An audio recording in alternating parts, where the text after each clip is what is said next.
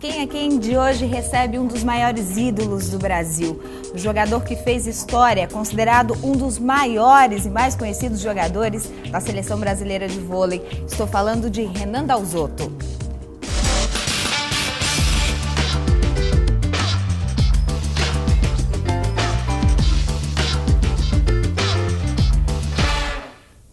Renan Dalzotto, hoje eu tenho uma missão difícil. Você é meu ídolo. Entrevistar o ídolo da gente assim de pertinho, cara a cara.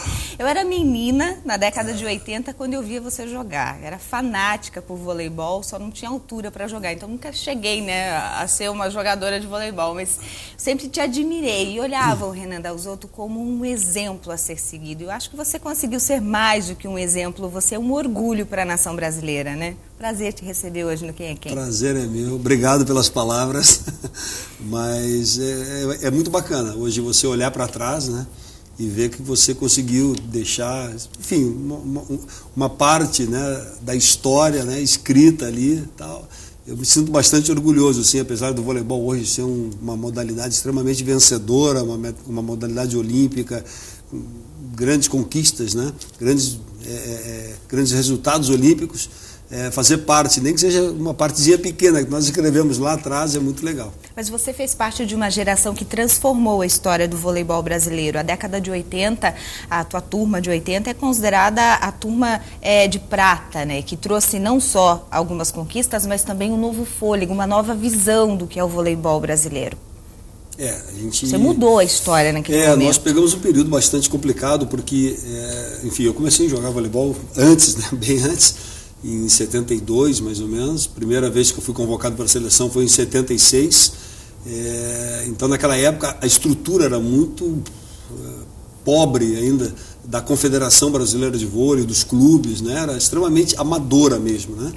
E as seleções iam participar das competições internacionais para aprender, para pegar experiência, né?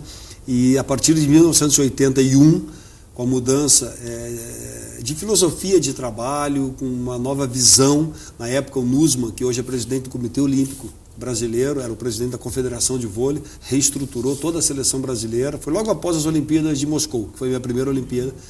Ele reestruturou tudo, só ficaram os jovens, né? Na época eu era jovem, e uma comissão técnica toda nova, que era o Bebeto de Freitas, o Brunoro, enfim, grandes profissionais. E a partir dali nós começamos a ter grandes resultados, medalha olímpica, vice-campeão mundial, campeão pan-americano, campeão de mundialitos, enfim, grandes resultados. E ali eu acho que o voleibol começou a ter uma dimensão, né? Começou a ter uma repercussão muito grande, vários seguidores, patrocinadores entrando, grandes clubes investindo, grandes empresas investindo no voleibol. Então realmente ali foi o início dessa profissionalização que hoje trouxe grandes resultados, né, para o Brasil. Naquela época não existia o glamour que existe hoje no voleibol, né? O que impulsionava vocês a buscar o título, a jogar cada vez melhor, a cada saque, a cada subida na rede? Hoje o garoto, quando começa a jogar voleibol, claro que ele começa porque gosta, porque se simpatiza com o voleibol, mas vê também no voleibol uma opção, uma possibilidade de carreira. Que hoje o atleta que chega a uma seleção brasileira, ou mesmo um atleta de clube bem sucedido, ele ganha bem, né?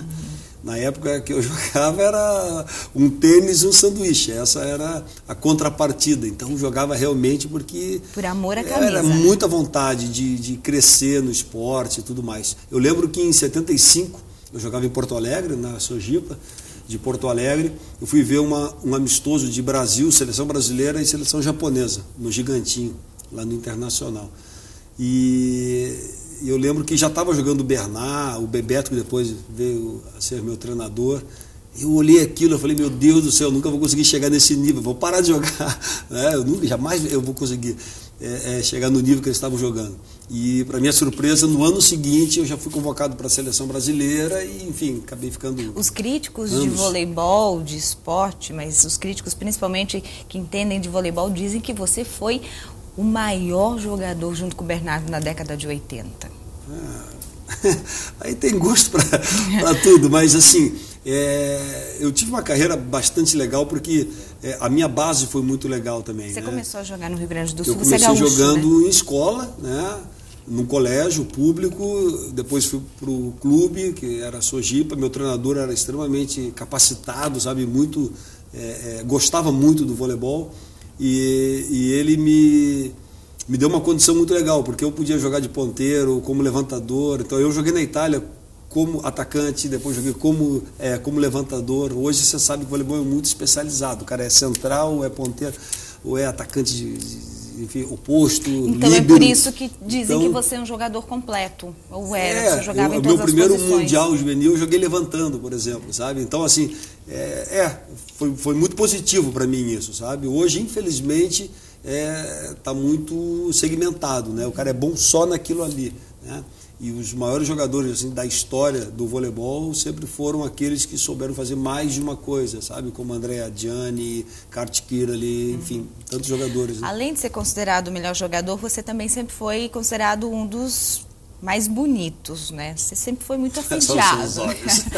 Me fala, o que era mais difícil? O assédio das meninas atrás do Renan ou enfrentar os adversários? Não, mas sabe o que é? É que assim, eu acho que você me deixa sem resposta. Mas né? é verdade. Não, mas assim, o que acontece? O vôlei ali deu uma explodida, né? Bom, estourou o vôlei, pô, Gigantinho, Mineirinho, Maracanãzinho, tudo lotado, sabe? 12, 15, 20 mil pessoas, para chegar ao cúmulo que nós jogamos contra a seleção russa no Maracanã, com 94 mil pessoas. E choveu ainda naquela noite, foi um negócio assim que ficou, tá no Guinness Book, tudo.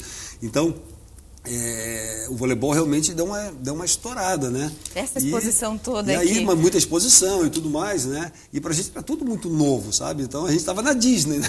Era divertido. Meu Deus do céu, era muito divertido. E, assim, a gente entendia que pro crescimento do voleibol e pro nosso mesmo, nós tínhamos que fazer o nosso papel também de ídolo, de atleta que representava o Brasil e tudo mais. Então, toda essa atenção, né, para as meninas e meninos, enfim, que iam curtir o voleibol, a gente dava. Então, acho que isso também ajudou, quer dizer, essa proximidade, né, com o público.